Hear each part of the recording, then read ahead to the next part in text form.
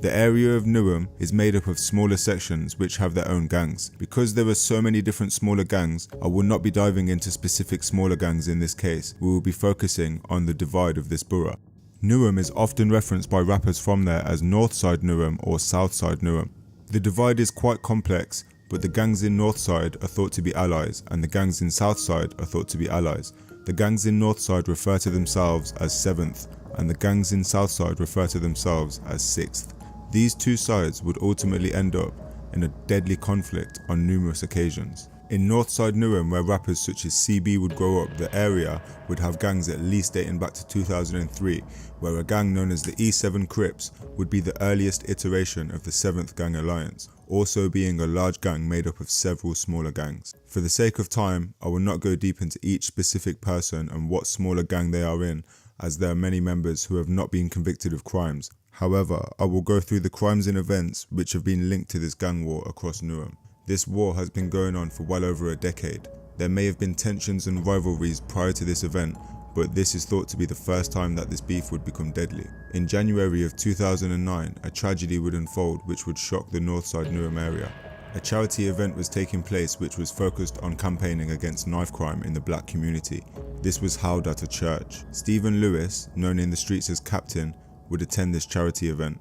He was just 15 years old at the time, but he was thought to be part of a Northside Newham based gang, or at least affiliated. He would make his way outside of the event with his younger 13-year-old brother.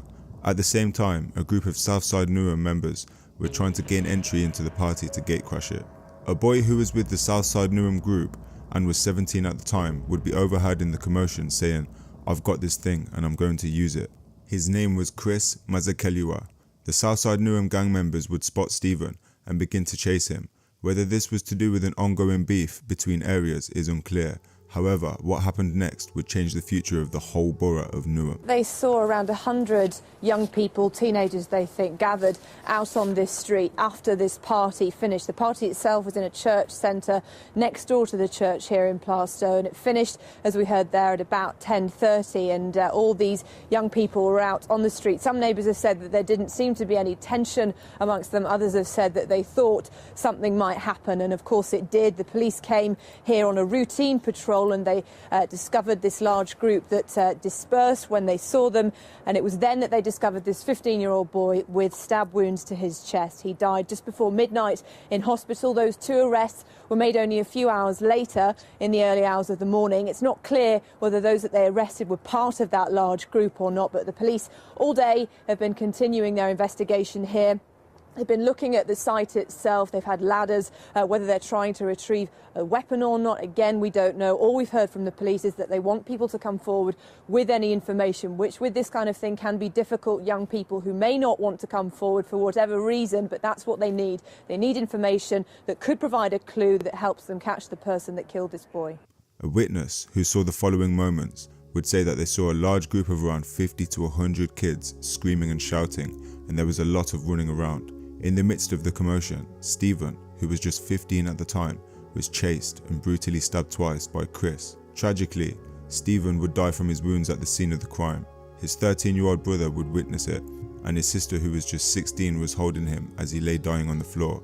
The court during this case would be told that Chris would even celebrate his attack by gleefully saying, "I did the murder, I did it, I did the stabbing."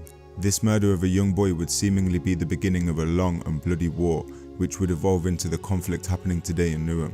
And just 18 months after this tragedy, another gruesome murder would take place, but this time it would be members from the Northside Newham gang who would have blood on their hands. Stephen, as we just discussed, was said to have had ties with a gang from Northside Newham whose members were mostly school-aged teenagers. It's unclear exactly the depth that they were in the streets at the time of Stephen's death, but one thing is for certain, is that they were looking for revenge. A large group from Northside Newham would be travelling around, some on foot and others on bicycles, with around 20 of their members. Many of them, if not all of them, were armed. One of these was actually the best friend of Stephen, who had been killed 18 months earlier. His name was Joel, who was 19 at the time. The gang would eventually spot a 16-year-old named Ailton Oliveira, who was cycling home in the early hours of the morning after attending a party. The group from Northside Newham suspected that Ailton was part of the Southside Newham gang. However, it has been disputed by media reports and stated that he was an affiliate and not a member. They would chase Ailton and eventually drag him off his bike and beat him up severely. In desperation, Elton would flee and bang on the door of a house, but the lone woman inside was too afraid to open the door. The gang would see this and stop for a minute to assess the situation, when they had noticed another person in their house seemingly on the phone to the police. In this time, Elton would stumble across the road and bang at another house, pleading for help. Sadly, he would not be helped and the gang were free to continue their attack. The gang would hit Elton with metal bars and other weapons. Neighbours who heard the commotion said that they heard what sounded like metal bars smacking off of walls. One resident said he saw a large gang attacking someone and that everyone in the group was involved in the melee. Elton would not only be struck and beaten by the group, but was also stabbed at least 10 times. Tragically, he would go on to lose his life. A brutal murder over what was said to be a mere affiliation to a Southside Newham gang. Multiple people would be charged for this murder, including Stephen Lewis's best friend, Jarrell. Now that Northside Newham had seemingly got revenge for their slain member, the ongoing beef would quickly escalate. Champion Gander was a member of a Northside Newham gang. However, he had once been an Arsenal youth football team trainee and had begun a music career under the rap name Chrome. On May the 9th of 2013, Champion and his friend would be walking near a primary school when a cab carrying 3 people from Southside Newham would spot them.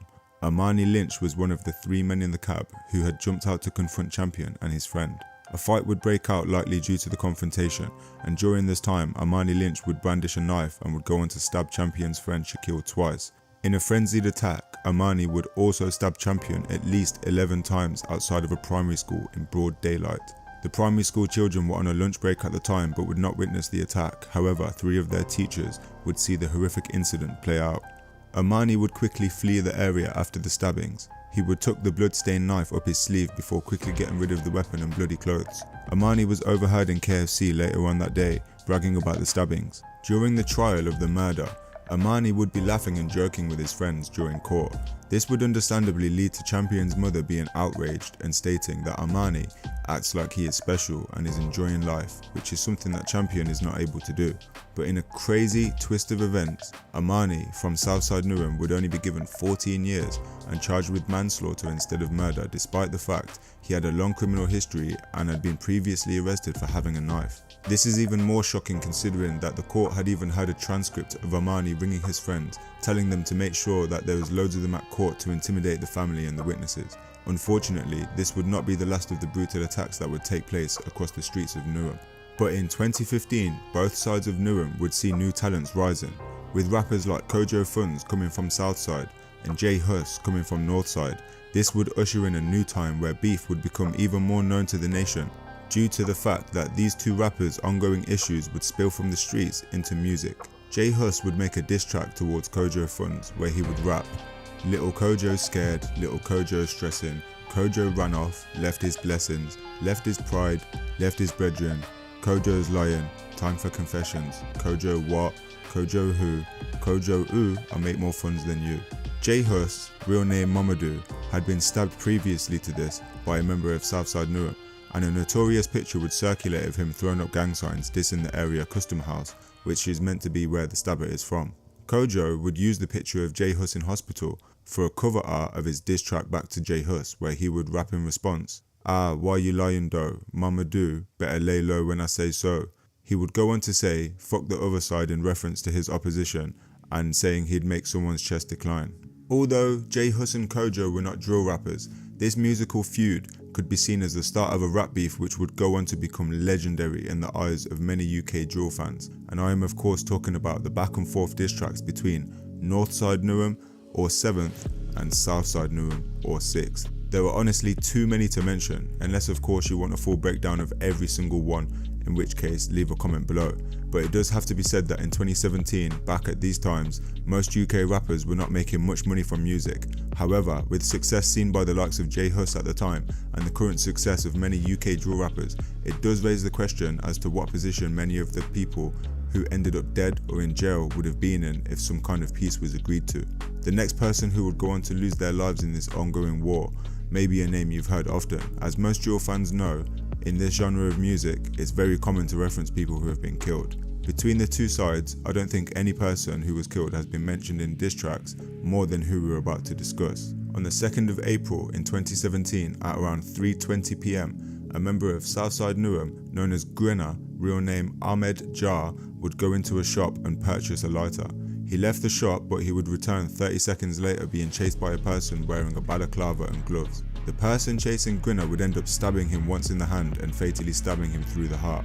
The killer would run out of the shop and get back into a black Mercedes which was stolen a few days earlier.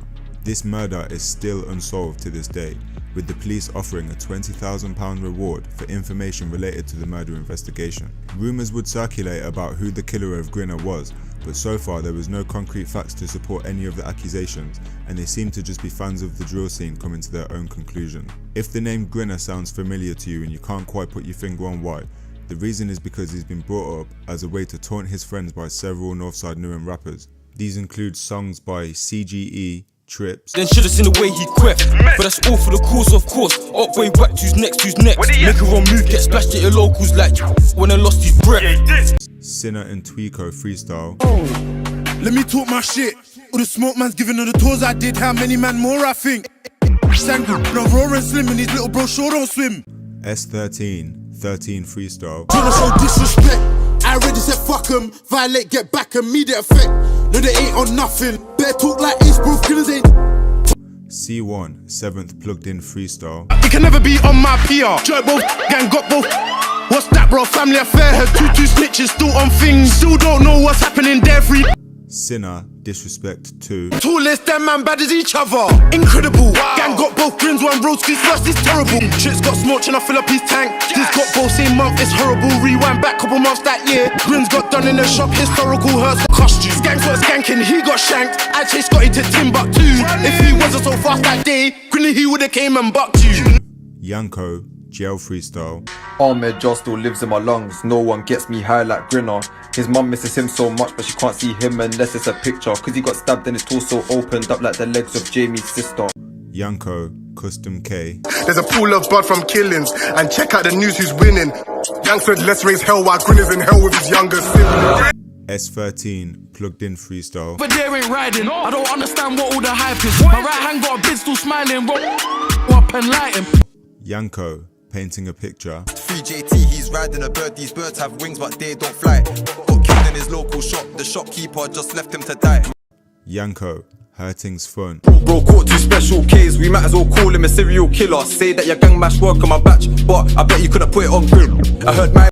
And that concludes the diss tracks. Honestly, there's many other diss tracks referencing more dead people. The story continues to get crazier and crazier, but I focused on these disses towards Grinner in particular because he has probably been name dropped more times than anybody else in this particular beef, which spilled into music. We've all seen other rappers from London and Chicago gain notoriety quickly by mocking dead people in their songs, whether it's the likes of 1011 referencing T-Wiz or it's a member of O-Block referencing Tuka.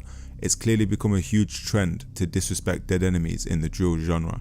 This is almost one of the unique selling points of drill music. When I was growing up listening to rap music, people were not this direct with their statements. This makes me raise the question, is all of this because of real, pure, unadulterated hatred for one's dead enemies? Or is this an attempt to gain fame, respect and notoriety within this genre of music? What do you think? But returning to Newham, the deadly rivalry would continue, but not all of those who would be caught up in the crossfire were gang members. Unfortunately, from time to time, people are killed by gangs who have absolutely nothing to do with the gang violence. This next case would be a case of mistaken identity. On the 25th of August 2019, Abdul Mayanja would spend some time at a barbecue. He was not a gang member. In fact, he was a former RAF cadet and he was just 19 years of age. He had attended a barbecue with some friends, but at some point he would leave the barbecue and end up sat on a wall in Stratford talking to a female. Then, a Nissan Qashqai would be driving nearby carrying at least 2 passengers who were linked to Southside Newham. They were both 25 years old and named Sean Obazi and Braden Henry. They would spot Abdul sitting on the wall and make a fatal mistake. They had approached Abdul to confront him. During this time, they asked Abdul, "What ends are you from?" But before Abdul would even have the chance to answer them, one of the pair blasted Abdul in the chest with a sawn-off shotgun. The gunmen would return to the Nissan, which would be found the next day having been set on fire and burnt out. Sadly, Abdul would lose his life. An innocent teenager sitting on a wall talking to a friend, gunned down in cold blood. There's a saying that people often use in times like this where they say, "Wrong place, wrong time." This saying should only really be used when talking about active gang members, because nowhere should be the wrong place for a civilian on the streets of England. As for the killers of Abdul, they would receive 30 and 31 years in prison when they were charged for the murder. Sean Obazi, upon hearing his conviction for murder of Abdul, would collapse in court. Sean would go out to scream out, "I did not know them, I did not do it, what the fuck fam, I did not do it." The two men found guilty would admit to being in the car before the murder, but would insist that they were not responsible. The murder of Abdul was a mistaken identity case, but the intended target was said to have shot a drug dealer named Heracles Simos. Heracles' two cousins would almost be charged for the murder of Abdul, but both Alex and Marvin Simos would be cleared of the murder and of manslaughter. Alex Simos had identified Sean Obazi and Bryden as the gunmen responsible. When Sean and Bryden were found guilty, Alex was smiling and nodding, while Marvin laughed and stuck his tongue out. It's unclear whether these two were active gang members, but one thing is for sure, the streets of Newham are not safe for the people who have to live there, and yet again the war would continue. At this time, the ongoing conflict in Newham had not received much national coverage, but what would transpire next would shock the entire country of England. CJ, real name Corey Davis Jr., was 13 in 2016. He would be approached by older people and asked to deal drugs. Presumably, he would feel pressured by this, as he would end up telling his mother. CJ had grown up as a good kid but would be prescribed medication for ADHD when he was 10, and this would seemingly begin to change the attitude within him. At one point, he even had thoughts of taking his own life before he was even 14. He would become increasingly distant from his family, and one day in 2016 he would go missing. His mother would keep ringing him to get hold of him, but she was unsuccessful. This led to her giving the police his phone number. He eventually would make a deal with his mother to come home by the next Sunday. But when Sunday came, CJ came back home and he looked tired, and he had dark eye rings under his eyes as if he had not slept. He had bags of stuff that his mother had not seen before, and he looked itchy. He looked drained according to his mother, but he did not want to tell his mother where he had been. He ended up going into his room, and then his uncle came in and spoke to him, but again he would not tell his uncle where he had been. But CJ's uncle would seemingly confiscate £480 of cash from CJ. Then CJ's mother would come into the room and say, "None of this belongs to you," and she took his bags of clothes from him, saying that she had not bought them for him. This was seemingly a family intervention, as CJ's grandma would also have a deep conversation with him and make it clear that he has to choose between his family and the people outside. He had disappeared for a week and come back with £480. Clearly this was something he had been exploited to do for older people. His mother wanted to build trust with her son, but CJ would tell his mother that he does not want to speak about it. His mother would apply to the council to be moved and speak to the council workers and do whatever she could to get away from the area, but was sadly unsuccessful. His mother feared for his life and for him being exploited, and eventually CJ would go to live with his grandfather in the Forest Gate area of Newham. His mum would mention in interviews that the majority of the time this stuff was happening, CJ's voice had not even broken yet, which indicates just how young he was. He was literally a child at this point. It was clear that CJ was going through a change in his lifestyle choices. He had struggled between spending time with family and being stuck in the streets, seemingly being pressured. Growing up, he was caught carrying a knife and arrested for multiple offences, including carrying a bottle of acid prior to the events that would soon take place. Elsewhere, in mid-August of 2017, a UK drill rapper and Southside Newham member would be stabbed multiple times and shot. He would go on to survive. He is accused of being a leader of a gang in Southside Newham, or the 6th. Due to Young Diz having a popular name in the streets, it would be obvious to many that revenge was just around the corner, but we will get back to him later. On the 3rd of September 2017, CJ, Corey Davis Jr., would be on a playground in Forest Gate area of Newham. He had arranged that day to go to his mother's for Sunday dinner, but had convinced her to buy him a pizza and get it delivered to his grandfather's house instead. His mother said that she had a feeling that something was going to happen. She assumed he would be arrested again due to his behaviour. However, CJ would have a far worse fate. CJ would be standing in a playground talking to one of his friends. A Range Rover was in the area. CJ was spotted, and unfortunately, shots were fired, and sadly, 14-year-old CJ would be struck in the head. He lost his life. The killers have not yet been found, but arrests have been made as recent as 2023. We had previously discussed the diss songs aimed at Grinner. At this point, it may seem obvious that the drill genre overall seems to have no rules in what people rap about, especially as although CJ was just 14 years old, he would also be mocked in songs by rappers and alleged members of Southside Newham or 6. Songs that would diss CJ by ACG Mazen Banks, Tweeko and Castro The Cold Room, YACG Respawn, Young Diz and Striker Time Will Tell, Y Grinner Freestyle Video. Try to claim beef ain't winning. Like, who are you fucking kidding? My nigga, your heart ain't fucking in it. I can separate the raw from the vape. Niggas nowadays will kill to pay. Like, niggas nowadays will snake their own mates. Me and you were born different, we weren't born the same way. Niggas make money online, get the food consigned. That's a D.O. rhythm. Like Ben 10, you were out on a mission. If we see you up at the vape in a minute. You cuss them bitch, go through me and Rose is a fucking sick. Tell you guys is a fucking bitch. If you didn't run away, then you would've got hit. CJ got hit in his wig. Where's he and I don't know where he is. My man got chopped in his wig. The butcher shop closed at a fucking 6. No Hook ACG. But it would seem that CJ had some friends who were at least involved, but they would consider him not to have been a gang member in their eyes. With the response to people disrespecting CJ, a Northside Newham rapper would try to clear things up. On S13 Custom Juice, S13 would rap that Southside Newham Pepper. On Free May really trying to air it up. Niggas wanna diss CJ, first things first, let me clear it up. That's my little bro, but I swear that he weren't involved. So all this talk, you're like you're smoking on ops. Rude boy, you ain't smoking on a soul.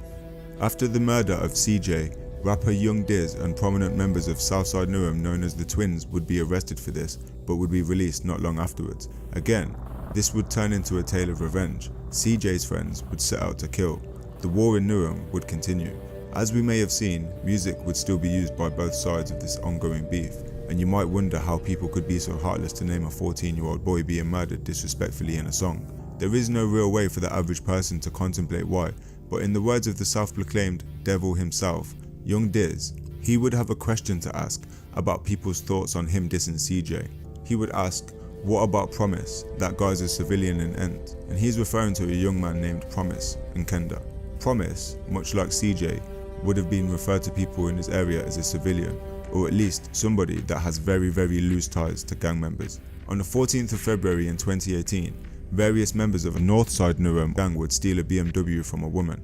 This may sound like just a carjacking, but the group would be accused of having premeditated intentions due to the fact that they would use latex gloves and decide to turn off their mobile phones. The gang of teenagers, ages ranging from 14 to 17 years old at the time, would be inside the BMW for some time.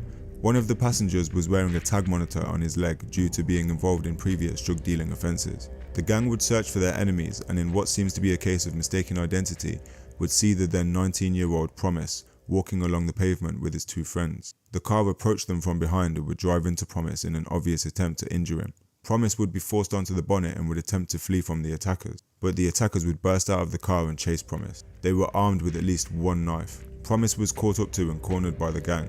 He would be viciously stabbed repeatedly, with some of the wounds being very deep. It's clear that a lot of force was used. Promise would be stabbed in the thigh, upper arm, chest, head and also in the face. He was stabbed at least 15 times in total, and tragically he would pass away. He was clearly killed in a case of mistaken identity in a completely frenzied attack that is horrific to say the least. This war has seen many lives lost, and Promise, much like the other deceased, would be missed dearly by many. His funeral would be uploaded to YouTube by a channel called Top African News.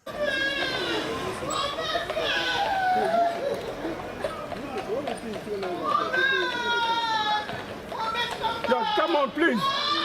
You gotta move the crowd now, please.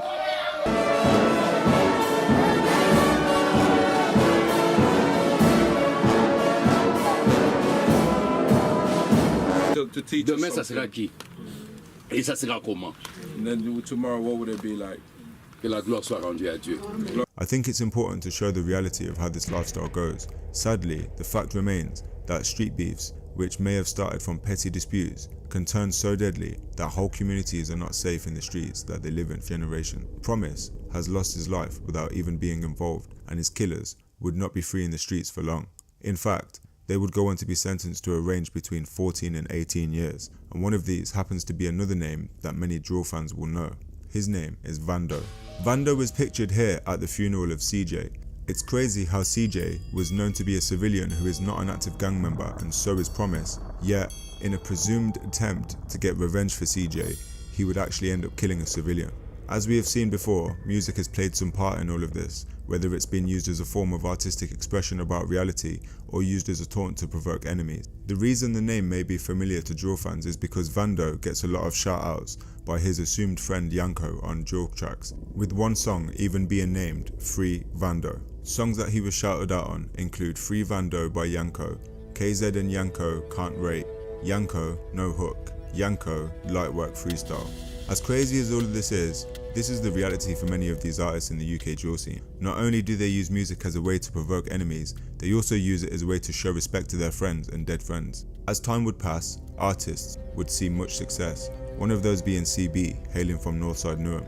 It doesn't seem like music would fulfill CB enough, however, as he would still have one foot in the streets. At the stage that CB was in his career, he would have had an opportunity to walk away and leave everything behind, but he would soon make headlines all over the country, and it wasn't for his music. In case you don't know who he is, let me give you a quick rundown. He rose to fame quickly in the genre of UK drill when he dropped the song Take That Risk. This song would be removed from YouTube numerous times, with there being several re-uploads since then, but it would still have massive success and it would go on to be featured in the film Blue Story. He would go on to continue making music, and as you might remember from earlier, he would be gritty and relentless in the way that he would disrespect his enemies, including the dead. As well as being a musician, he was an active member of the Northside Newham Alliance. On the 26th of July in 2018, CB would be in a BMW and would clearly be on his way, at least to find somebody to attack. He would be wearing a clown mask, and 4 of us in the BMW would have their faces either partially or fully covered.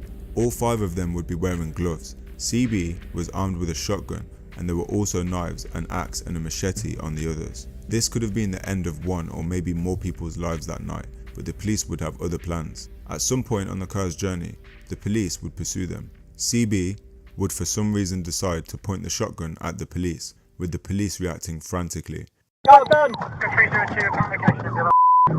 Pointing a long barrel weapon at us.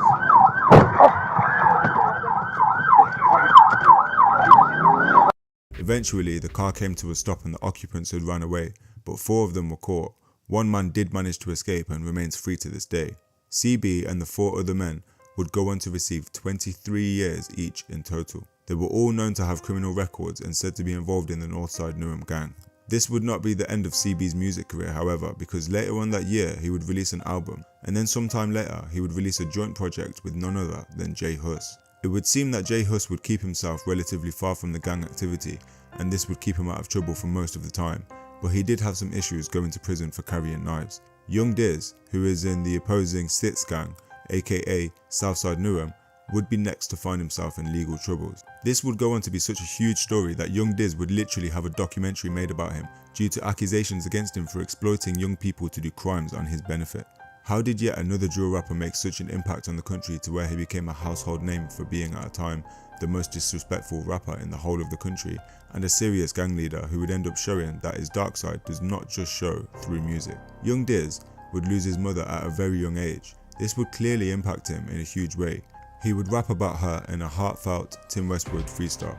Again, he would express sorrow on a freestyle, this time on the Black Box platform, where he would openly talk about his family issues, growing up, having uncles in prison, and saying he had no older brother to walk him through flats, which is a clear statement that he feels he brought himself up in the streets to some extent. He goes on to bluntly but powerfully say how his mother passed away recently, and it's genuinely touching. In this freestyle, Young Diz would also mention that Potter Paper had told him to keep writing.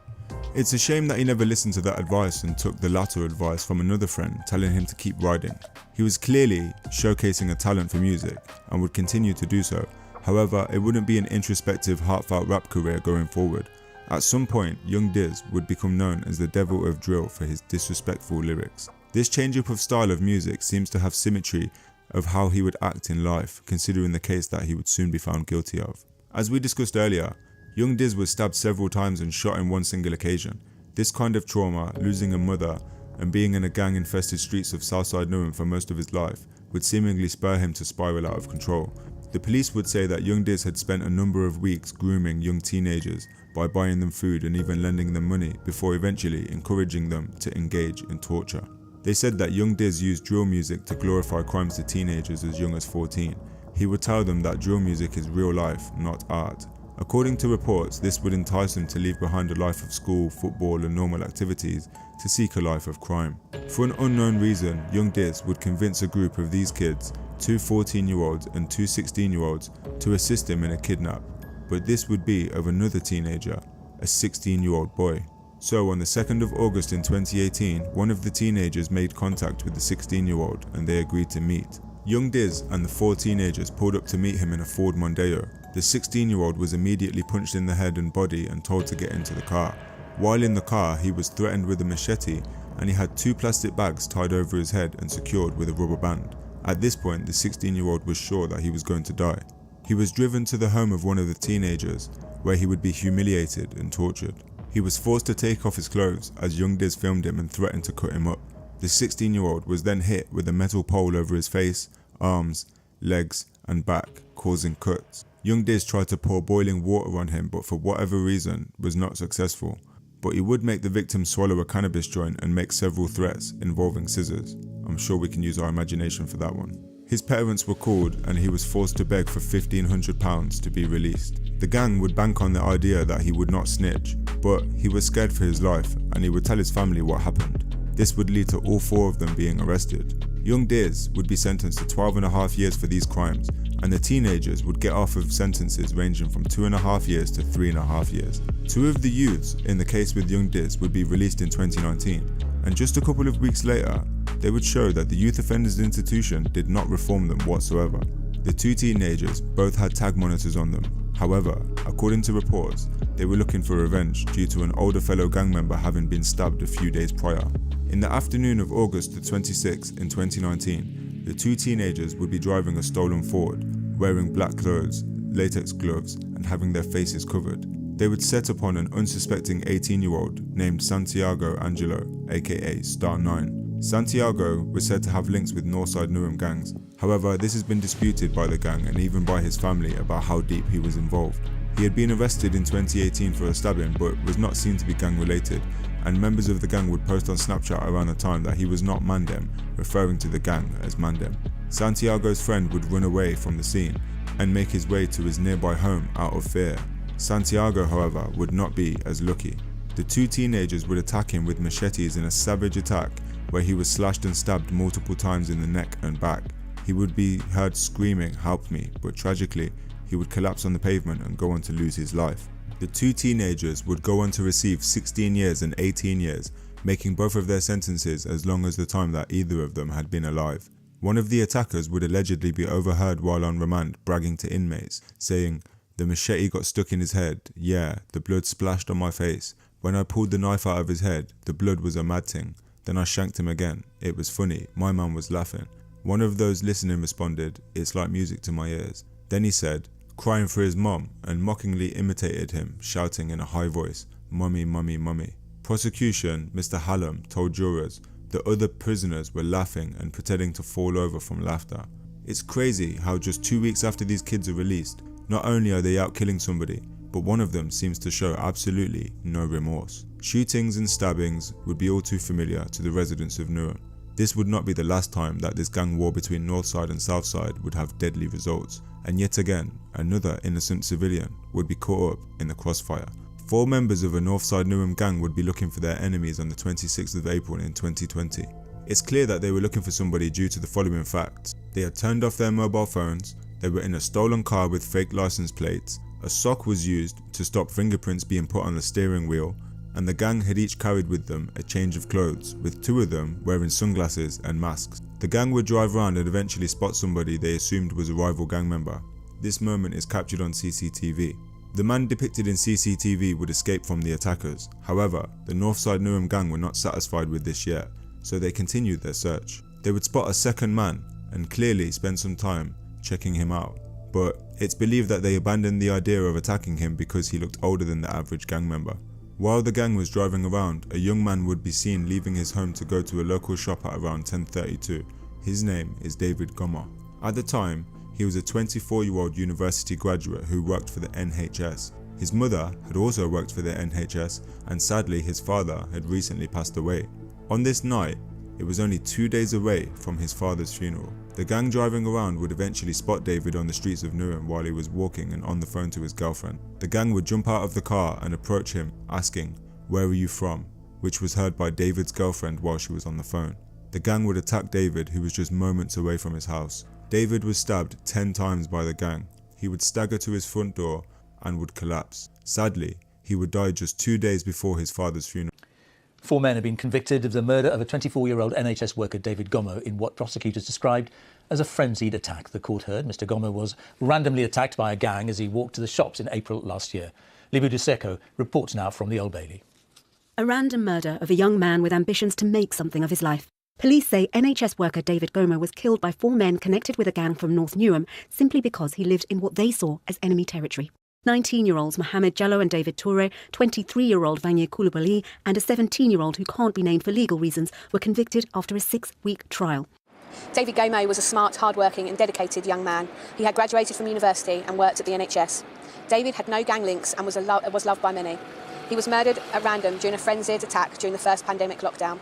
He was on the phone to his girlfriend when he was approached by his killers, who were unknown to him. The case has highlighted the tragedy that comes from postcode wars and gang rivalries. David was stabbed at least 9 times, then managed to stagger to his home, but later died in hospital. The court was shown CCTV of the men attempting to attack another man less than an hour before. The defendants were convicted of conspiracy to cause GBH with intent for that offence. The wounds inflicted on David were so ferocious that they had severed arteries, damaged internal organs and cut through bone. Some wounds were up to 10 centimetres deep and 5 of them could have been fatal on their own. The attack was seen on CCTV. The group would flee in the car, but somehow the wheel would fall off the car, which prompted them to walk home. 2 of the killers, one of which was just 17 at the time, left their sunglasses in the car which had their DNA on them. This attack was brutal and undeserving to say the least. After the killing, 2 of the killers would be seen on CCTV high-fiving. One of the killers was caught on CCTV bragging to a friend that he had killed someone, and that would not even be the group's most costly mistake. One of the killers had literally drawn pictures of the murder step by step, including showing what kind of clothes they were wearing at the time of the attack and where it took place, including full-on dialogue in comic book style. A homicide detective would say that in his 20 years of service, he has never seen anything like this comic book style confession. The 4 killers' actions after this murder would clearly indicate that they did not care about the crime they had just committed. This was taken into consideration in court. 2 of the killers were given 27 years, one was given 26 years, and another was given 21 years, as all were charged for murder. Interestingly, one of the people charged for this murder would turn out to have been present at the funeral of CJ. This shows that at least 2 of the people CJ was friends with were active gang members, willing to kill, presumably for revenge, but at least to further their gang's interests. The murderous feud in Newham would continue, and this time the person who was murdered would not be considered as a civilian, although he was just 15. On the morning of the 11th of December in 2020, a 15-year-old named K. John Lubin would make a decision to steal an electric scooter. This scooter turned out to be owned by a gang member of a Northside Newham set. His street name is Vanko. Vanko would arm himself with a knife and go with one of his friends who was also armed to find the e-scooter. K. John's street name was K. Miz, so K. Miz, who had stole the scooter, was with his friend who was 28 at the time. The reason for their friendship is unclear, but it is again alleged that K. Miz was part of a Southside Newham based gang. Less than an hour later, the e-scooter would be stolen. Vanko would find K. Miz and his 28-year-old friend talking to a small group of people. Vanko and his friend had masks on and would approach the group. One of them moved a backpack round to the front of their body so that they had quick access to pull a knife out. The pair of Northside members would arrive in Pier Parade Square to confront K. Miz and friend about the scooter. This was only a short distance from K. Miz's house. Almost immediately after the pair had arrived, all 4 had large knives in their hands, including the 15-year-old K. Miz. Both sets of the 2 would bounce around on their tiptoes side to side, and occasionally one of them would step closer to their rivals and then step back quickly before any physical contact was made. But eventually the distance between the 2 groups would increase. This would result in the incident seemingly being over when K. Miz had got a fair distance away and decided at a young age of just 15 to turn around and walk away with his friend. The 2 Northside members would also decide to walk away. K. Miz was heading towards his home.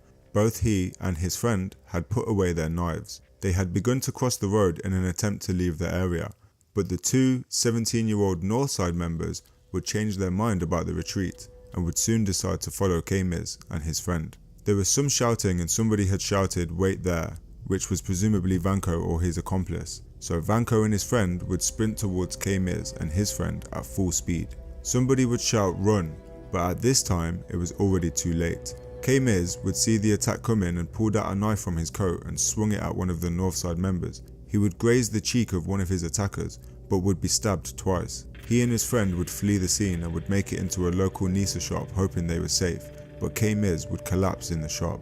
The shopkeeper called emergency services, which seemingly prompted K-Miz's friend to hide the knives that they both had in a nearby bin, which were later recovered by police. But bear in mind that he chose to do that instead of focusing on his 15-year-old friend who had been stabbed. Sadly, K-Miz, real name K-John, would die at just 15 years old. The case would seem to be an obvious murder to anyone reading through the events. However, it would not be that simple. The judge would state these following facts. There was a significant degree of planning. The attackers instigated the incident. They were each armed with large knives, making their attack considerably more serious. They were both masked to avoid detection. One had moved their backpack to have quick access to the knife. They intended on finding and seriously hurting K-Miz, so this would look like it was an open and shut case of the murder. However, the judge would also say that they must give proper weight to the defendant's age and immaturity, and he would significantly reduce the sentence that would have been imposed on them if they were older. So in the end, the two killers were only sentenced to 2 years of prison time for violent disorder and having a bladed article. Those were their only charges. In fact, the friend of K-Miz would also go to prison and would receive a 17-month sentence for carrying a knife. So the killers of a 15-year-old boy both had almost the same sentence as somebody who was literally only carrying a knife and used it in a threatening motion. This is shocking to go through, but as K-Miz clearly was armed, he had struck at one of the attackers. It was clear to the judge and the jury and everybody involved that he had some sort of responsibility to play. I just cannot get my head around the fact that he, K-Miz and his friend had walked away and were set upon again, and there wasn't even a GBH with intent charge. The crime in Newham really shows how crazy the system can be. But earlier on, we spoke about Grinner, real name Abdul Jar, who was murdered.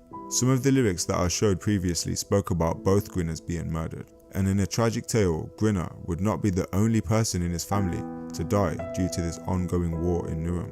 His younger brother, known as Y Grinner or Demon Dan, would also lose his life in tragic circumstances. Abu Bakr Jr. Jar was just 18 years old when he lost his life. It's not quite clear what kind of upbringing he would have had, but many people would speculate online that the death of his brother had made him become more actively involved in gang life, perhaps wanting to feel closer to his fallen brother.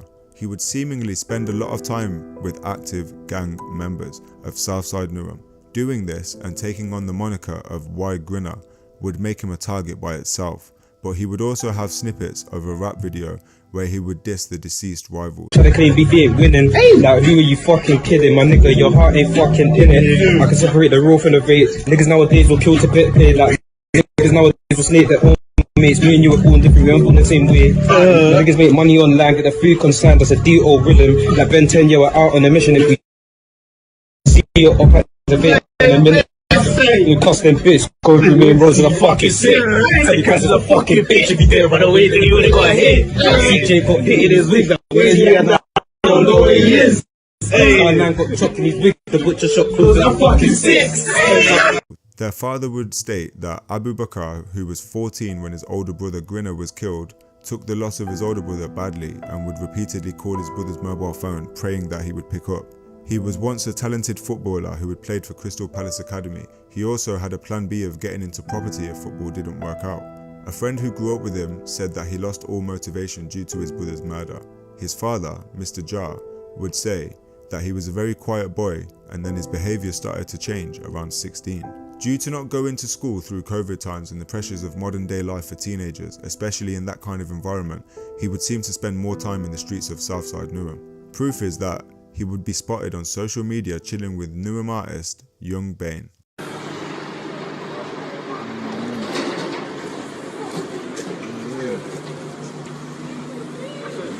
At just 18 in 2021, on the 9th of April, the police were called to a report of fighting on a street in Custom House, Southside Newham. When they arrived, they would find the then 18-year-old Abu Bakr, aka Y Grinner, with stab wounds. However, another person was stabbed in this altercation, but it's unclear whether it was Y Grinner's attacker, but reporters say neither victim made an allegation, which may indicate that Y Grinner and the other person had stabbed each other, but there's nothing to suggest that Y Grinner was caught with a knife at the time.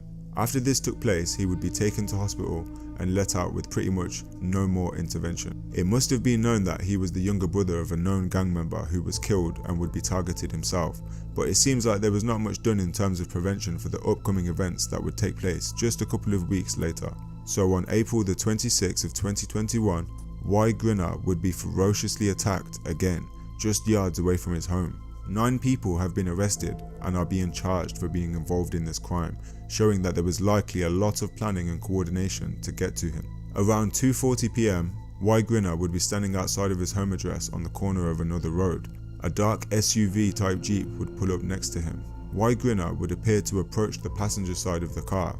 As he does, he would be shot in the chest with a shotgun, and the driver of the Jeep would leap out of the vehicle as Y Grinner lay on the floor. He would proceed to viciously stab the 18-year-old multiple times in the chest. He would then get back into the Jeep and drive away, eventually crashing into a parked car. Despite paramedics arriving at the scene and doing the best that they could, tragically, Y Grinner was pronounced dead at 3:14 PM from shotgun and stab wounds to the chest. A young man seemingly lost in a place he is trapped in, losing his older brother and then his own life in an absolute brutal way. No parent should have to bury their children, but for them to have lost 2 children in these horrific circumstances is shocking. A Reddit user named Dagnam Stepper had put up a picture showing the area depicting just how close the deaths of the 2 brothers were in distance. The distance literally looks like it's less than a minute walks away. Previously, we spoke about the fact that Grinner and Y Grinner had been disrespected in music since their death. One of the rappers, named S13 from Northside Newham, is one of the rappers who had dissed them. He also happens to be one of the 9 who is currently being detained and charged with Y Grinner's murder. The charges were brought against him while he was already in prison for having shot at young Bane previously, but we have to remember he has not been found guilty of this crime yet. The crazy thing is that there are still many other deaths that have not been put into this video, but they are still a result of knife and gun crime in Newham. Plus, there's many more stabbings and shootings which haven't resulted in death, but they just cannot 100% be attributed to the ongoing war between Northside and Southside Newham. But it just goes to show you how dangerous the borough is for the residents of Newham, that these are not even all of the stabbings, shootings and attacks that have taken place in the area. And the war does not seem to be over.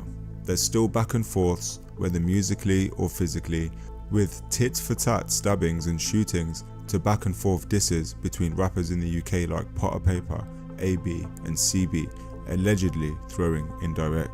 This whole story is even deeper than what you have just seen and heard. There are even more people associated to these areas, also internal conflicts in Northside and Southside, and way more rappers than mentioned who are affiliated. Plus, even more stuff which doesn't make the news or the blogs. Throughout this video, I've used information that is entirely public. All of the information on the actual crimes themselves are from news sources, so I am just compiling this information for fans and for people who are interested in the topic to take in the gravity of this whole situation at an entry level.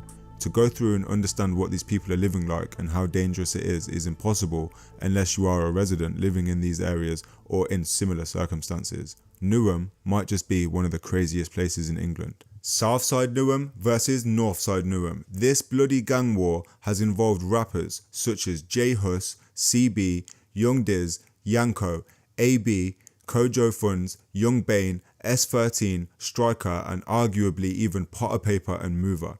If you want to know what happened in Mover's case, make sure you check out my previous video. But this gang war is insane, with at least 10 people being murdered in cold blood in the war between 6th and 7th, and many more people being stabbed and shot, and other murders happening which aren't even related to this gang beef. Don't forget that a lot of these victims have been several innocent people.